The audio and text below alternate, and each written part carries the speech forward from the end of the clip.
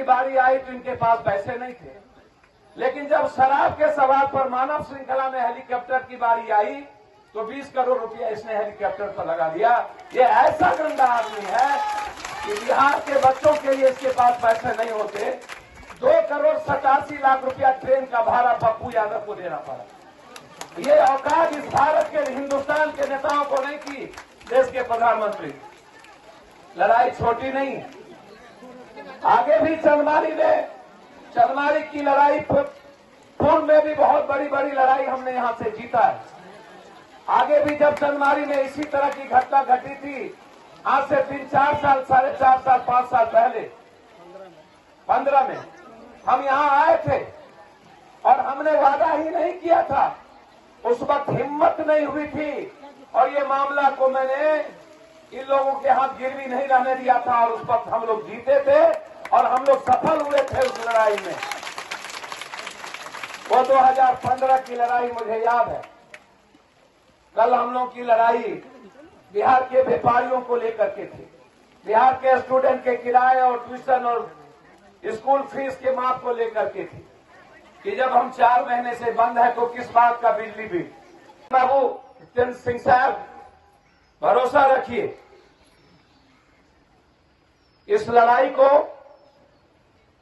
परिवार के हिस्से के तहत हम 2015 में भी इस लड़ाई को सड़क से सदन तक ले गए थे। मैं सदन में नहीं था इस बार।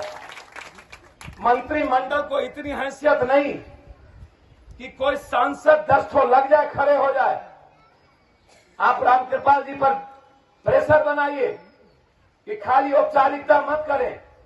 उनको कहिए कि आप अपने होम मिनिस्टर नित्यानंद राय को पकड़ के, इन लोगों को पकड़ के डिफेंस मिनिस्टर से मिले और मिल करके इस पर उचित कार्रवाई की बात करें। ये सिर्फिया नहीं। यदि आज पप्पू यादव की सरकार होती या पप्पू यादव होता सरकार में, ना भी होता, सदन में भी विपक्ष होता, तो मैं इतना आश्वस्त कर सकता हूं, इतना दिन मेरे जीते जी आपको बैठने की जरूरत कभी नहीं पड़ी। आगे नहीं पड़ा था, याद होगा आपको। हम वादा करके गए थे और वही पूरा हुआ था। 2015 को याद करिए, जो हम बोले थे वही हुआ था। आज लड़ाई हो सकती है लंबी हो, हम इस लंबी लड़ाई में साथ, जीत लोक सेवक की होगी।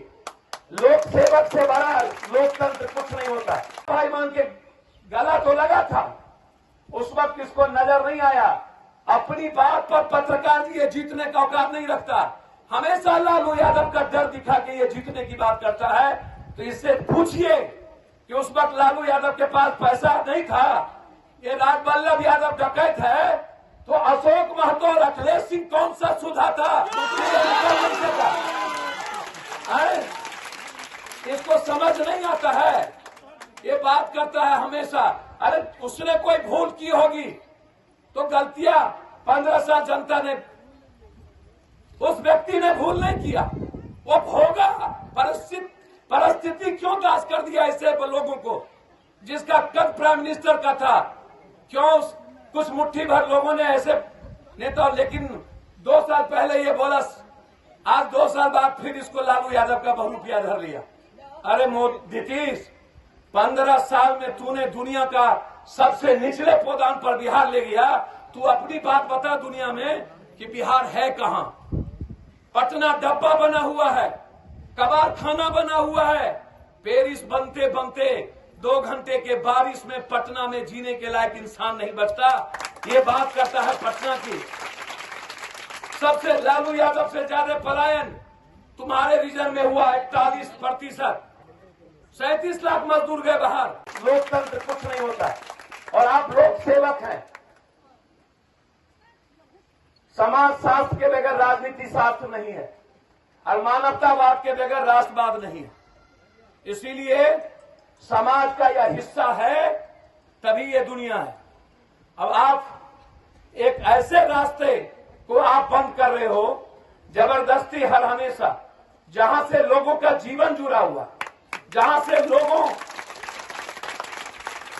का स्कूल का, व्यापार का, हर चीज जुड़ा हुआ हो, और आप राइफल बंदूक के नोक पर आप आप इसको दबाना चाहते हैं। आर्मी का मतलब लोकतंत्र को बचाना होता है। आर्मी का मतलब अहंकार नहीं होता है। आर्मी का मतलब किसी एक अफसर, दो अफसर के कारण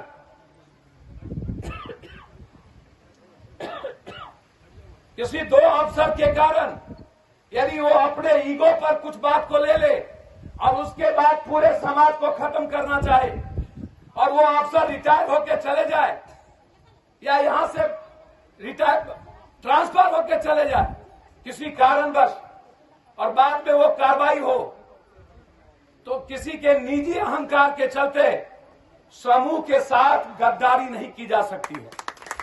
और समूह को मैं आपसे सिर्फ इतना कहूंगा कि इस लड़ाई को रामभजन बाबू निश्चित रूप से एक मजबूत लड़ाई है और एक लंबी लड़ाई होगी। हम एक सप्ताह के अंदर दिल्ली जाके डिफेंस मिनिस्टर से समय ले रहे हैं।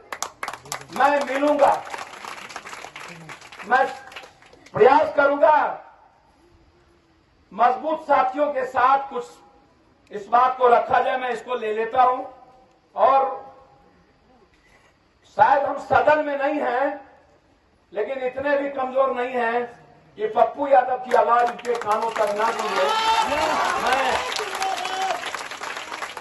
भरोसा देके जाते हैं अपने परिवार को, अपनी मां और बहनों को, थोड़ा अलग जगह, अपने सभी मां और बहनों को, अपने गार्जियन को और अपने सभी यहां बुजुर्गों को और इस पंचायत के जनप्रतिनिधि महोदय को और सभी युवा साथियों को। एक बार नहीं, कई बार हम बार बार आएंगे और इस सवाल जब तक इसका स्थायी समाधान नहीं होगा इस बार चैन से नहीं बैठेंगे। बार बार ये घटना सही नहीं है, कोई न कोई एक मजबूत रास्ता लगेगा। मुझे उम्मीद है कि इतनी बड़ी भीड़ जो लोग